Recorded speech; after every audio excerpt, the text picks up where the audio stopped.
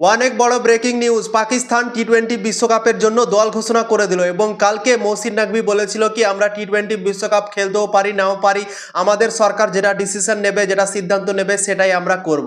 তো সেরকমই যদি হয়, তারা যদি নাই খেলতে চায় তাহলে কেন তারা নিজেদের স্কোয়াডটা ঘোষণা করলো আজকে? তো পাকিস্তান আজকে ঘোষণা করলো নিজেদের স্কোয়াড, এবং এখানেই বোঝা যাচ্ছে কি পাকিস্তান দল বাংলাদেশের মতো বয়কট আমার তো মনে হয় না কি করবে। তাদের যদি বয়কট করার ইচ্ছে থাকতো তাহলে তো ভাই আজকে তারা দল ঘোষণা করতো না, হয়তো দুই একদিন পরে করতো, কেননা 29 তারিখ অবধি দল ঘোষণা করার ডেট আছে এবং সেই 29 তারিখের আগে তারা দল ঘোষণা করতে পারতো। কিন্তু আজকে কেন দলটা ঘোষণা করলো? তো এখানেই বোঝা যাচ্ছে কি পাকিস্তান এই টি-20 বিশ্বকাপ অবশ্যই খেলবে, তারা তো মনে হয় না কি বাংলাদেশের মতো বয়কট করবে। তো মহসিন নাকভি কালকে যে কথাটা বলেছিল প্রেস কনফারেন্সে কি আমরা বাংলাদেশের পাশে আছি এবং বাংলাদেশের সাথে নাইনসাফি করা হয়েছে, বাংলাদেশ যেটা চাইছিল তাদেরকে দেওয়া উচিত ছিল আইসিসির তরফ থেকে, কিন্তু আমরাও এখন টি-20 বিশ্বকাপ খেলা নিয়ে অনিশ্চিত আছি, আমাদের সরকার যেটা সিদ্ধান্ত নেবে সেটাই আমরা করব।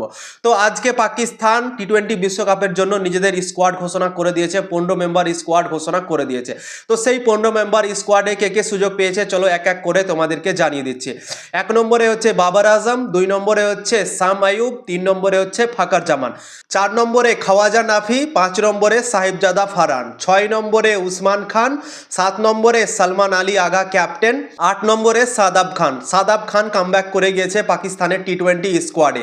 9 নম্বরে ফাহিম আশরাফ, 10 নম্বরে মোহাম্মদ নওয়াজ, 11 নম্বরে আবরার আহমেদ, 12 নম্বরে সালমান মির্জা, 13 নম্বরে নাসিম শাহ, 14 নম্বরে শাহিন শাহ আফ্রিদি এবং 15 নম্বরে উসমান তারিক।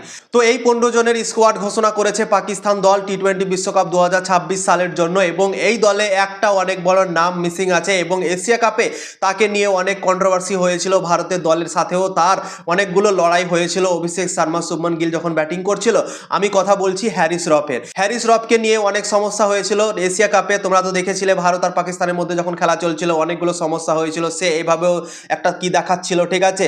এবং অভিষেক শর্মা আর শুভমান গিলের সাথেও তর্কাতর্কি হয়েছিল, তোমরা নিজেই দেখেছিলে এশিয়া কাপের সময়। এবং এশিয়া কাপের ফাইনালে ভারতের বিপক্ষে খুব একটা সে ভালো বল করতে পারেনি, অনেকগুলো রান দিয়ে দিয়েছিল ভারতীয় দল, 20 রানে 3টে উইকেট পড়ে গিয়েছিল, তারপরেও হ্যারিস রফ অনেকগুলো রান খেয়ে নিয়েছিল সেই ম্যাচটাতে এবং ভারতের দল এশিয়া কাপে জিতে গিয়েছিল। তো সেই হ্যারিস রফ টি-20 বিশ্বকাপ থেকে ড্রপ হয়ে গিয়েছে, তাকে রাখেনি পাকিস্তান দল। তো বাবর আজম সুযোগ পেয়ে গিয়েছে টি-20 বিশ্বকাপে, এর আগের সিরিজটাতেও ছিল পাকিস্তান দলে কিন্তু এশিয়া কাপে সে সুযোগ পায়নি, তোমরা তো দেখেছিলে, কিন্তু বাবর আজমকে রাখা হয়েছে। তারপর রাখা হয়েছে সাদাব খান। সাদাব খানও কিন্তু অনেকদিন থেকে পাকিস্তানের দলে সুযোগ পাচ্ছিল না, কিন্তু সাদাব খান কামব্যাক করে গিয়েছে পাকিস্তানের দলে। তো ওভারঅল টিম ভালো লাগছে দেখে, কিন্তু পাকিস্তান দল যে কালকে বলছিল, মহসিন নাকভি বলছিল কি আমরা টি-20 বিশ্বকাপ নাও খেলতে পারি, কিন্তু ভাই তারা দল ঘোষণা করেই বলে দিল কি না টি-20 বিশ্বকাপ পাকিস্তান অবশ্যই আমার মনে হয় খেলতে চলেছে, ঠিক আছে।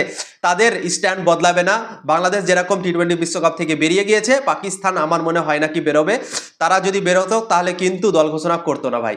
তো করে দিয়েছে, মানে পাকিস্তান খেলতে চলেছে। অনেক বড় গুড নিউজ বিশ্ব ক্রিকেটের জন্য, কেননা ইন্ডিয়া পাকিস্তান ম্যাচ দেখার জন্য সবাই মুখিয়ে থাকে। পাকিস্তান যেহেতু দল ঘোষণা করে দিয়েছে, তো আশা করছি কি পাকিস্তান অবশ্যই টি-20 বিশ্বকাপটা খেলবে আমার মনে হয়, ঠিক আছে। তো ইনফরমেশন যদি ভালো লেগে থাকে অবশ্যই লাইক শেয়ার করে পাশে থাকবে এবং ফলো করতে ভুলবে না।